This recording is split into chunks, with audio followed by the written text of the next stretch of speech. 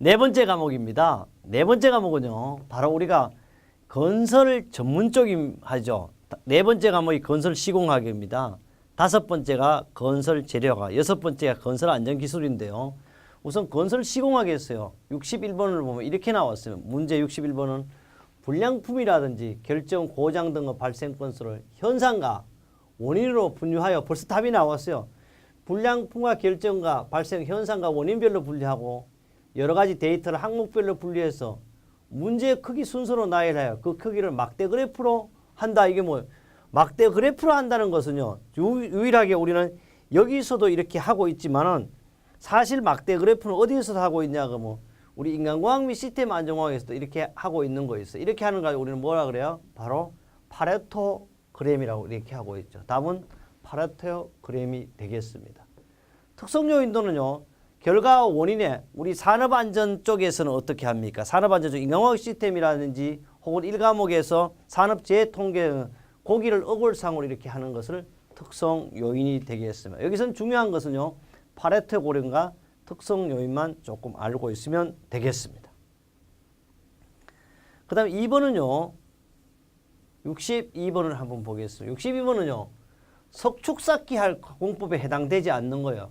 석축쌓기는요, 건쌓기, 매쌓기, 찰쌓기 또는 사춤쌓기 이렇게 있어요. 여기 보면 답을 주게 막쌓기, 막 가는 것도 아닌데 막쌓기 하면 되겠어요. 그러니까 사실 이런 것은 여러분 할 때 합격시켜주기 위한 방법이 막쌓기가 되겠습니다. 이 매쌓기를 가지고요, 다른 말로 건쌓기 이렇게 할 수도 있습니다. 63번입니다. 63번은요, 철근 콘크리트 공사 중 거푸집 해체를 위한 검사가 아닌 것입니다. 거푸집입니다. 거푸집이라는 것은 콘크리트 풀이 흘러나오지 않도록 어떤 모양을 만드는 거푸집 틀이죠. 이 틀을 검사할 때 해체를 위한 검사가 아닌 것은 했어요. 첫째, 각종 배관, 벌써 답이 보여요. 거푸집하는데 배관이 있을 수가 없죠. 틀렸습니다. 매설 뭐 이런 걸 안 하고 수직 수평 부재 존치 기한 준수 여부라든지 소요 강도 확보 이전에 지주의 교환 여부라든지 거푸집 해체용 압축 강도 확인 시험 실시 이런 것이 바로 거푸집 해체를 위한 검사 사항이 되겠습니다. 이것은 우리 교재요 4-74쪽과 6-114쪽에도 있습니다. 왜 그러냐? 4과목을 열심히 하면요, 6과목이 자동적으로 될 수 있고 6과목을 열심히 하면 4과목이 자동적으로 해결될 수가 있습니다.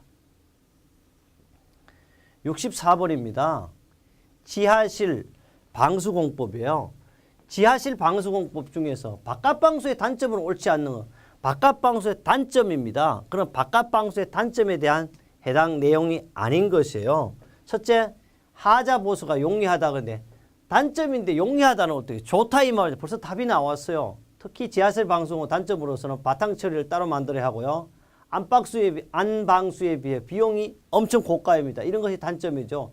시공 방법이 복잡하고 공기가 많이 소요된다. 이런 것이 다 2, 3, 4가 단점인데 1번 같죠. 하자보수가 용이하다는 것은 이게 어떻게 됩니까? 장점이 되는 거죠. 그래서 답이 1번이 되겠습니다. 이것은요, 표로서도 제가 잘 만들어 두었지만 우리 안방수와 바깥방수의 비교는요, 102페이지 건설 재료학에도 잘 나와 있습니다. 65번입니다. 65번은요, 현대입니다. 오늘이죠. 현대 건축 시공의 변화에 따라 특징과 거리가 먼 것은 그래요. 특히 요 사이는요, 인공지능 빌딩에 출연하고 있어요. 사실이잖아요. 그죠? 인공 빌딩 출연하고 있고, 건설 시공 방법을 습식하면 되나 안 되나? 물로서 그렇게 하면 반드시 건식화가 틀렸어요. 답은 2번. 이렇게 읽어보면요, 바로 나오고 있습니다. 요 뭐요? 재료 건식화, 건식 공법화. 앞으로 이렇게 될 겁니다. 그래서 물을 사용하지 않고 할 수 있는 방법. 또 도심지 지하 심층화에 따른 신기술이 발달되고 있습니다. 건축 구성재라든지 부품의 PC화 규격화가 되고 있습니다. 그래서 건축시공 현대화 방안은 우리 4과목 건설 시공학에 나오는 게 아니고 건설 안전기술 6과목에서도 나오는 문제가 되겠습니다. 66번입니다. 토공사에 있잖아요. 사용되는 각종 건설기계에 관한 설명으로 옳은 것은 그랬어요. 맞는 것입니다. 토공사는요, 첫째 클램셋은 그렇죠. 다이아몬드 형태의 바가지가 돼 협소한 장소 흙을 퍼올리는 장비로서 연한 집안에 적합한 것이 바로 클램셋이 되겠습니다. 맞는 말이에요. 파워쇼분이 위치한 지면보다 낮는 것이 아니고 유일하게 높은 곳을 하는 거죠. 뭐 틀렸잖아요. 답은 1번이에요. 드래그 서브는요. 버킷으로 토사를 굴삭하면 적재하는 거 그럴 수 없죠. 떠올리는 기계잖아요. 그 다음에 드래그 라인은 좁은 범위. 좁은 범위는 어디 해? 좁은 범위는 클램셋만 적용. 답은 1번이 되겠습니다. 이것은요. 꼭 요 포는 토공기계의 종류의 특징에 파워쇼브는 유일하게 기계에 서 있는 위치보다 높은 곳에 굴착에 적합한 것이 뭐다? 바로 파워쇼블이 되겠습니다. 67번입니다. 67번은요. 철골 부재 시, 부재 가공 시 절단면의 상태가 가장 양호하게 절단 방법은 뭐냐 하면 바로 가장 양호하게 절단은 톱절단이 가장 양호한 방법이죠. 간단한 거면서도 정밀도가 가장 우수한 순서는 바로 톱절단, 전단절단, 가스절단 이런 순서로 되겠습니다. 그래요. 특히 이 정밀도가 우수한 가장 좋은 것은 톱절단이라는데 그래서 제가 결론으로 이렇게 만들어 놨고요. 특히 참고해 보면 우리 교재 4-87쪽에도 나온다는 이야기를 해두었습니다. 그뿐 아니고요. 2006년, 2011년, 13년도 계속 출제되었습니다. 그래서 여러분 시험에도 출제될 수 있다는 이야기를 다시 한번 강조합니다. 68번입니다. 철골 내하 피복 공법의 종류와 사용되는 재료가 올바르게 연결되지 않는 것은 그래요. 다시 말하면요. 틀렸다는 이 말입니다. 틀렸다는데 타설 공법은 경량 콘크리트 맞아요. 뿜칠 공법은요. 안면 흡연판이다. 안면이라는 말은요. 돌입니다. 돌. 근데 안면 흡연판 뿜칠 공법 보고요. 철골 표면에 내하재로 도포하는 공법으로 뿜칠 안면이라든지 습식 뿜칠 안면이라든지 뿜칠 모르타르 뿜칠이거든요. 여기에 대해서 사용은 이제 올바르게 연결되지 않는 것은 그랬어요. 여기는 흡음파는 뭐입니까? 흡수하는 거기 때문에 반드시 뿜칠공법 내하재를 도포하는 방법이지 흡음파는 도표하지 않습니다. 그래서 답이 틀렸어요. 조적공법은요. 경량 콘크리트 블록이 저기 하고 성형 판입 공법은 ALC판을 적용하고 있습니다. 여기 또 한 번 더 설명을 했어요. 뿜칠 공법이라는 것은 양면과 시멘트 등 혼합하여 뿜칠 방식으로 큰 면적의 내하 피복을 단시간에 시공하는 거지 흡입하는 판에 뿜칠해 보면 어떻게 흡입 자체가 뭐 이렇게 공기를 빨을 수도 없고 내보낼 수도 없는 역할을 하게 되겠습니다. 69번입니다. 69번은요. 건설 현장은 두께가 두꺼운 철골 구조물에요.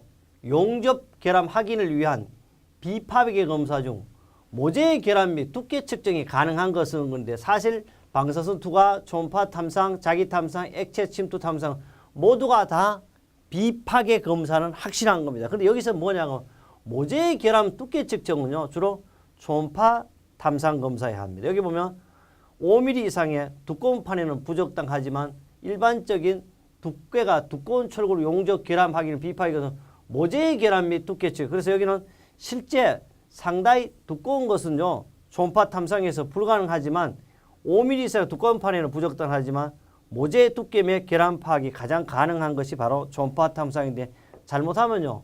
답을 헷갈릴 수 있어요. 그러나 5mm 이상의 두꺼운 판에는 부적당하지만 모재라든지 두께 및 모재의 두께 결함 파악하는데 가장 좋은 방법이 바로 초음파 탐상법이 되겠습니다. 이것은 우리 교재 4-89 합격 날개 합격 예측도 있고 2011년 6월 12일 날 문제 68번으로도 출제가 되어 있습니다. 70번입니다. 다음은요. 네트워크 공정표에서 결합점요. 여기 2입니다. 2에서의 가장 늦은 완료 시간이라고 그랬어요. 2에서. 여기는 이제 계산을 해야 되죠. 가장 낮은 여기가 2번이죠. 이걸 이제 주공정선부터 하나하나 계산을 했습니다. 그래서 이걸 반대로 주공정선은 사실요. 1에서부터 순서대로 가는 거예요. 1, 2, 3, 1, 2번 갔죠. 그 다음에 어떻게 해요? 3번 갔다가 4번 가죠. 그 다음에 어떻습니까? 4번 갔다가 6번으로 가게 되어 있는 것이 주공정선이에요. 그래서 주공정일수는 바로 3, 2, 또 어때요? 7, 8 하니까 얼마요? 20일이 되겠습니다. 그럼 여기서요. 결합점 2의 가장 늦은 완료 시간은 뭐냐? 2로 하기 위해서는 뭐가 돼요? 6이 돼야 되겠죠. 여기가 2에서 4 가니까 4로 가죠. 그러니까 6에서 6에서 다시 이렇게 하면 4로 갔다가 다시 4에서 어디로 가요? 3으로 가죠. 3에서 2로 가는 이 방법을 택하니까 답은 3이요. 그럼 빠른 것은 어떻습니까? 여기서 이 얘기하는 빠른 것은 여기서 3일이고 그러니까 여기서 주공정선에서 가장 늦은 것은 뭐냐면 바로 3일이 되겠습니다. 이렇게 우리는 계산할 수가 있습니다. 71번 보도록 하겠습니다. 71번입니다. 71번은요. 강제 널 말뚝에 대한 설명으로 옳지 않은 건 널 말뚝에 대한 설명인데요. 첫째, 널 말뚝은요. 무소음 설치가 상당히 어렵죠. 말뚝을 하기 위해서는 반드시 소음이 동반이 됩니다. 둘째, 타입C 집안의 최적 면적이 작아 항타가 쉬운 특징이 있습니다. 그 다음에 강제 널 말뚝에는요. U형이라든지 Z형, H형 등이 있습니다. 넷째, 간입 철거 시 주변 집안 피나가 일어나지 않는다. 그런데 이게 문제죠. 사실 이렇게 간입 철거할 때 주변의 침하 문제 때문에 이웃과 분쟁이라든지 건물과 건물의 분쟁이 일 수 있는 단점이 바로 강제 널 말뚝의 특징이 돼요. 답은 4번입니다. 그 다음에 72번을 한번 보겠습니다. 72번은요. 벽돌공사에 관한 일반적인 주의사항입니다. 벽돌공사는요. 벽돌의 품질이라든지 등급별로 정리하여 사용하는 순서별로 쌓아두는 것이 가장 좋은 방법이 되겠습니다. 규준 틀에 의하여 벽돌 나누기를 정확히 하고 토막 벽돌이 생기지 않게 하는 것도 품질적인 뭐라도 우리는 관리 측면에서 상당히 효과적인 방법이 되겠습니다. 세 번째요. 내력벽 쌓기는 세워 쌓기나 옆 쌓기로 쌓는 것이 좋다 그런데 실제 내력벽 쌓기는요. 영식이나 하란식 쌓기를 해야지 내력벽 쌓기는 반드시 영식이나 하란식 쌓기로 한다는 건 틀렸습니다. 벽돌벽은 균일한 높이로 쌓아 올라가는 걸 원칙으로 합니다. 답은 3번입니다. 이것은 우리 교재 4-99쪽 합격날개 문제은행에서도 잘 나와 있습니다. 77번입니다. 73번입니다. 73번은요. 말뚝 지정 중 강제 말뚝에 관한 설명이에요. 그래야 강제 말뚝입니다. 강제 말뚝은 옳지 않는 자재 이음 부위가 안전하여 소요 길이 조정이 어떻게 강제니까 자유롭게 할 수 있는 특징이 있습니다. 기성 콘크리트 말뚝에 대해 중요한 건 아니죠. 콘크리트 말뚝기보다는 어떻습니까? 사실 가볍죠. 가볍고 운반이 쉽지 않다. 운반이 쉽습니다. 답은 2번이 틀렸습니다. 3번요. 지중해에서부터 부식 우려가 높죠. 왜? 강제 금속재니까 부식 우려가 높고 상부 구조물과 결합이 용이한 것이 장점이 되겠습니다. 74번 가보도록 하겠습니다. 74번은요. 가스 압접에 대한 겁니다. 가스 압접. 가스 압접에 관한 설명 중 옳지 않는 것은 가스 압접의 온도는요. 대략 1200에서 1300도씨가 맞습니다. 그 다음에요. 압접 작업은 철근이 완전히 조립하기 전에 해야 돼요. 조립된 다음에는 압접이 불가능하죠. 그뿐 아닙니다. 철근의 지름이나 종류가 다른 것을 압접하는 거 좋다는데 말이 안 되잖아요. 어떻게 다른 것을 동일한 것, 동일 규격이 압접시키는 게 밀착시키는 게 가장 좋은 방법이 틀렸어요. 기둥의 보동과 압접 위치는 한 곳에 집중하지 않게 해야 된다. 그래서 이거는 동일한 것을 해야 돼요. 지름의 종류가 가능한 같은 것을 압접해야 원칙입니다. 이것은 2011년 6월 10일 날도 문제 65번으로 출제가 되었습니다. 75번째 하겠습니다. 75번째는요. 보강 콘크리트 블록조 공사에서 원칙적으로 기초 및 테두리보에서 위층의 테두리보까지 잊지 않고 답이 보였어요. 배근하는 걸 뭐냐고 바로 이거는 세로근이죠. 이거 보세요. 세로근은 원칙적으로 기초 및 테두리 위층의 테두리보까지 잊지 않고 정착 길이는 지름이 얼마? 40배 이상을 정착하는 걸 원칙으로 하는 게 뭐다? 세로근이 되겠습니다.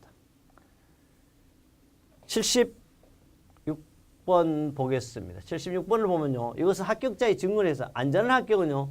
은행 문제를 정독해야 합니다. 왜냐하면 우리 교재 4-104의 합격날 은행 문제도 만들어져 있지만 2011년 10월 2일 62번으로도 나왔던 문제가 되겠습니다. 76번째 문제가 되겠습니다. 76은요.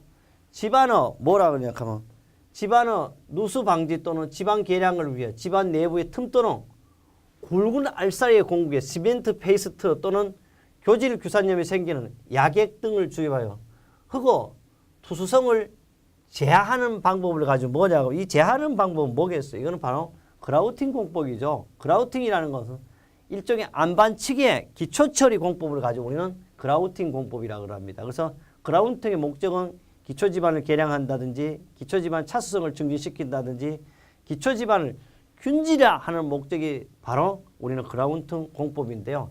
이 종류는 시멘트 주입하는 공법과 야객 주입 공법이 있습니다.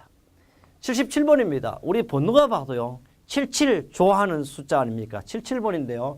현장 타설 콘크리트 말뚝 중 외관과 내관은 와 중요한 문제네요. 외관은 내관의 이중관을 소정의 위치까지 박은 다음에 배관을 어떻게 빼내버리는 거죠. 간내에 콘크리트를 부어놓고 내관을 넣어 다지면 외관을 서서히 빼올리고 콘크리트 구근을 만드는 걸 가지고 우리는 패스디텔 파일이라는 걸 꼭 기억해야 돼요. 특히 패스디텔 파일은요. 심플렉스 파일 자체를 계량한 걸 가지고 우리는 패스디텔 파일이라고 그러는데요. 이 말뚝의 한 본당 지지력이 20에서 30톤 정도까지 작용할 수 있고요. 시공 순서는 외관과 내관을 소정의 깊이 한데 외관 내관을 동시에 쳤다가 다시 이제 내관을 빼고 콘크리트를 넣는 방법 우리는 패디스털 파일이 되겠습니다. 78번입니다. 78번은요. 갱폼에 대한 것이 나오는데 갱폼인데요. 갱폼의 특징은 옳지 않는 것은 이 갱폼이라는 것은요. 조립 분해가 필요 없고 설치와 타령만 함에 따라 인력 절감이 가장 좋은 방법이 갱폼이죠. 콘크리트 이음부비 감소로 마감이 단순해지고 비용도 절감됩니다. 경량으로 취급이 용이하다 근데 그게 문제죠. 경량이 아니고 갱폼은 뭐예요? 중량이잖아요. 중량이고 초기 투자비가 증가하고 세부 가공도 어려운 것이 갱폼의 특징입니다. 답이 틀렸어요. 그 다음에 제작 장소라든지 해체 보관 장소가 필요하죠. 왜? 크니까요. 이거는 2010년, 2007년도 연속으로 출제됐던 문제가 되겠습니다. 79번입니다. 79번은요. 철근 콘크리트 공사 염해 방지 대책을 옳지 않게 소금 부저 피해를 방지하는 대책이에요. 염해 방지 대책은요. 첫째, 철근 피복 두께를 충분히 확보해야 되죠. 둘째, 콘크리트 중 염소연을 적게 하고요. 수밀 콘크리트를 만들고 콜트 조인트가 없게 시공하고요. 4번이 틀렸네요. 물 시멘트 비가 높은 콘크리트 타설에 대해 염해를 방지하기 위해서 물 시멘트 비도 그냥 높은 게 아니고 낮은 콘크리트를 타설해야 돼요. 답이 4번이 되겠습니다. 그 다음에요. 80번 한번 보겠습니다. 80번. 80번은요. 콘크리트 타설 시 일반적인 수칙이에요. 콘크리트 타설 일반적인 수칙인데 옳지 않는 것은 이것은 여기에 대한 내용보다는 어디 더 많이 나오냐면 오히려 그 6과목인 건설 안전 기술이 더 많이 나오죠. 보겠습니다. 콘크리트 타설 일반적인 옳지 않는 것은 운반거리가 가까운 곳으로부터 타설을 신청한다. 운반거리가 가까운 곳에부터 할 게 아니고 어때서? 먼 곳에서부터 틀렸어요. 1번부터. 두 번째, 자유낙하 높이를 작게 하고요. 콘크리트 수직을 낙하고 거푸집 철근에 콘크리트를 충돌시키지 않는다. 그런데 바로 여기는 운반거리가 가까운 곳은 아닌 게 아니고 운반거리는 먼 곳부터 실시하겠어요. 여기서 비비는 곳에서 일단 계획된 작업과 완료될 때 계획을 보면 콘크리트 비비는 곳에서 먼 곳으로부터 부어 넣기 시작합니다. 우리 이렇게 해서요. 2016년 3월 6일 건설안전기사 필기 건설 시공학이라는 내용을 가지고 여러분과 함께 했습니다. 다음 과목은요. 5번째 과목이에요. 시공하고 별 차이가 없어요. 뭐다? 건설 재료학입니다. 건설 재료학에서 여러분을 만나겠습니다.